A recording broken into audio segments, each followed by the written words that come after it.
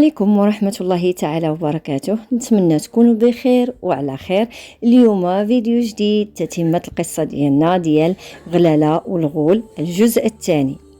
ما تبخلوش عليا باللايكات والاشتراك اللي مازال ما اشتركش، فعلوا الجرس باش يوصلكم ديما الجديد، وكذلك تعاليقكم دائما مميزة والمشجعة ما تبخلوش عليا بها.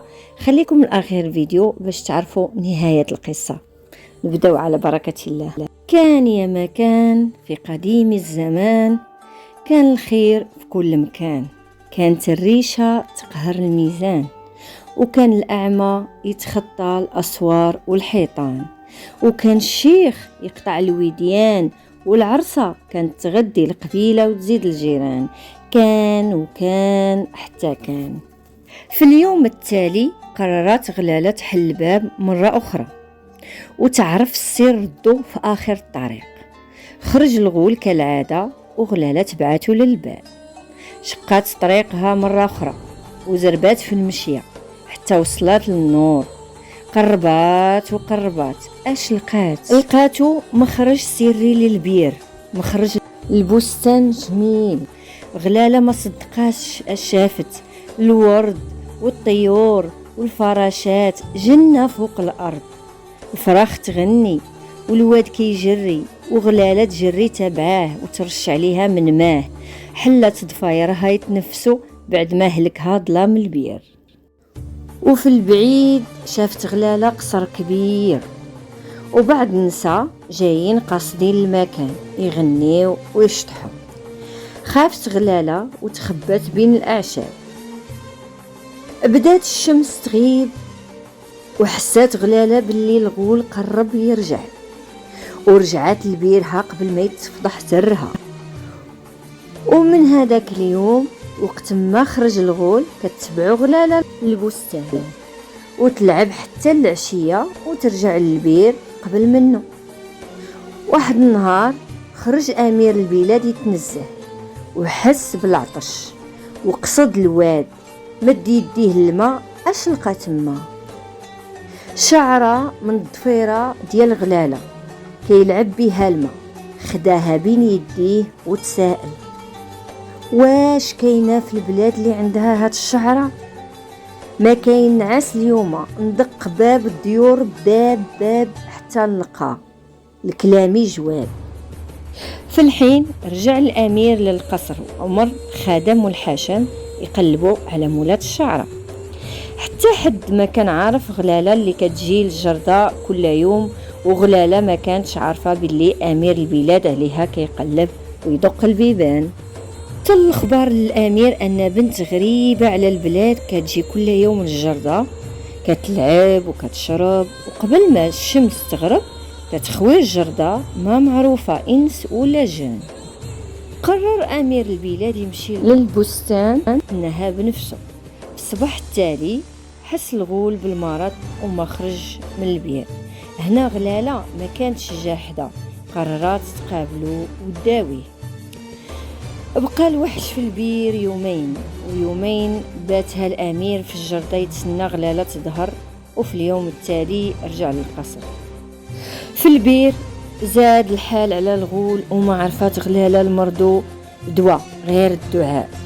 وفي اليوم الرابع مات الغول وحزنت غلالة وبكات، حيث كان الغول بوها وامها وخوه. فات النهار وغلالة عليه باكية، لكن ريحته بدات كتفوح، حيث الوحوش ماشي بحالنا ودمهم ماشي بحال دمنا. غطاتو غلالة وخرجات للجردة. ملي خرجات كانت عارفة ان البير ما ليه رجوع، وما كاين هنا اللي يحميها لا من البرد ولا من الجوع. كانت خايفة كالعيد تلف الطريق على ميمتو. وهي جالسة غلالة شافت في البعيد عودة هربانة، ومن وراها رجال تابعينها بحال الحياحة.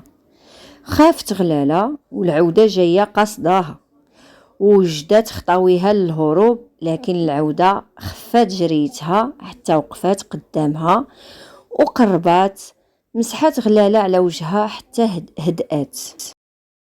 وصلوا الحياحة ما فهموش اشنو جرى، العودة اللي ما قدروش يروضوها أيام روضتها غلالة في دقيقة. قرب كبيرهم وخدا اللجام وسأل غلالة شكون هاد بنت الناس.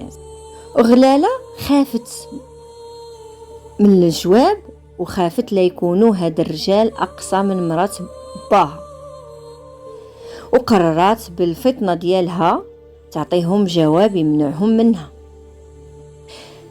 قالت ليهم أنا اللي خلى الأيتام وسكن الظلام، وخلى العروش وسكن مع الوحوش، ودابا الوحش هلك والباب سلك، يا نكون بينكم ضيفة ولا ضيفة على دار الخليفة. كبيرهم ما فهم كلامها وقال هاد البنت أمرها عظيم وما يفهم كلامها غير الشيخ الحكيم. ومشاو جروا العودة ورجعوا للقصر. ملي رجعوا للقصر حكى للأمير الشاف من غلالة. هنا الأمير عرف باللي هي البنت مولات الضفيرة اللي عليها كيقلب، وبسرعة خرج مع الخدم لجنب الواد فين شافها. كانت غلالة مازال جالسة حايرة فين غتمشي وفين غتبات الليل ديالها. وقف الأمير قدامها وتسحر بزينها وشبابها، أما هي وقفت خايفة.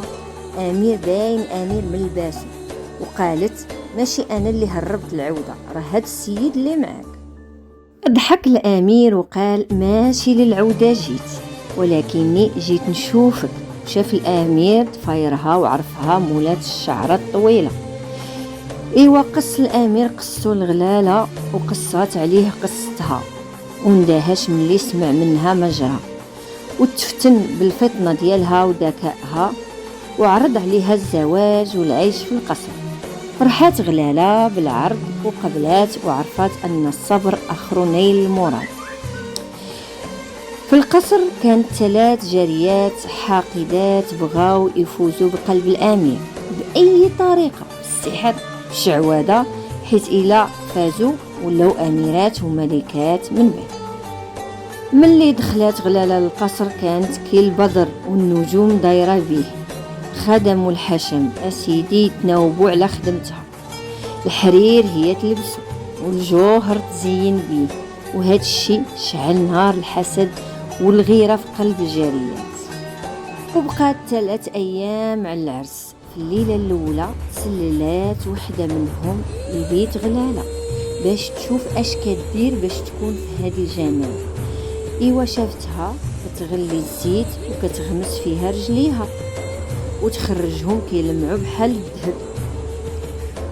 وقالت الجارية في سرها ساهلة مهلة زويتة مغلية ورجيلاتي يلمعوا ليا. وبسرعة سدات عليها الباب وغلات الزيت وغير خشات فيها رجليها حتى فضحات الدنيا بغواتها وحرقات رجليها. ومن ذاك اليوم ولات تزحف على يديها. أما الليلة الثانية سلات الجارية الثانية لبيت غلالة، شافتها كتكحل عينها بالرماد الكحل. قالت الجارية في سرها قضية سهلة، كاين العود والرماد موجود، ما نعس الليلة حتى نضربها بشي تكحيلة فاعلة تعطر. ايوا يا سيادي، وشدات الكحول وتسمرات قدام المرايا، غير بدات كتكحل فرحانة، خلات عينيها حتى لقات راسها ما كتشوف غير الكحل والظلام. اداليها الحسد البصر وعمالها البصيرة. وفي الليلة الثالثة يا سيادي الجارية الثالثة ما كانش زهرها حسن من خواتاتها، حتى هي تسللت لبيت غلالة وشافتها كتحني يديها بالصلصال الأحمر. فرحات وقالت ساهلة، نعس محنية ونفيق مهنية. مشات الجارية لبيتها، خلطات الصلصال الأحمر بالماء وطلصات يديها ورجليها ونعسات ليلتها تحلم بالصبح. في الصباح ملي فاقت لقات يديها ورجليها تحجرات وما بقات قادرة على الحركة. عرفت الجاريات أن الحاسد غادي للخسران مهما طال الزمان. هكذا وأخيرا حلت الفرحة بوابها الغلالة وانطلقت الفرحة في البلاد السعيدة. وداز العرس 3 أيام فرح فيه الصغير والكبير والغني والفقير. واللي زاد من فرحة غلالة أنها عرفت أن مرات باها قاسية القلب ماتت بمرض قبيح، وباللي الأمير قبل يجمع الشمل وهكذا سالت حكاية غلالة، حيت غلالة ما بقاتش غلالة، سكنات القصر الكبير وتسمات بشمس الضحى. شمس الضحى اللي كان في زمانها الخمير، لا ظالم ولا مظلوم، ولا غالب ولا مغلوب. ومشات حكايتي من واد لواد ومن بلاد لبلاد، يحكيها الجداد للصبيان والحفاد. خليتكم على خير، نتمنى تعجبكم القصة الجزء الثاني. دمتم في رعاية الله، وإلى قصة مقبلة إن شاء الله.